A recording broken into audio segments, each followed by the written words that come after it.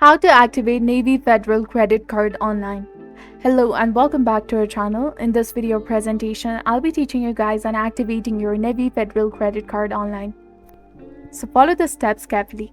First of all, you have to open any preferred web browser in your computer or your mobile device and then search for Activate Navy Federal credit card in the search bar and hit enter in your keyboard.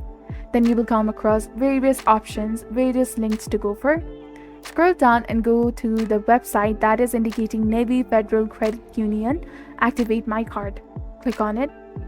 And after you do that, you will be landed to the card activation portal where you have to enter the card number in the designated area. After you do that, enter the expiration date month, followed by the expiration date year, and also enter the 3-digit security code. Now simply click on the continue button in order to verify your identity and follow the on-screen instructions to complete the activation process. Once done, your Navy Federal credit card will be successfully activated. So this was all about it. If you found this guide helpful, please consider liking and subscribing to our channel for more informative video like this. And don't forget to hit that bell icon to stay updated with our latest contents. Thank you for your viewership and support. See you in the next one.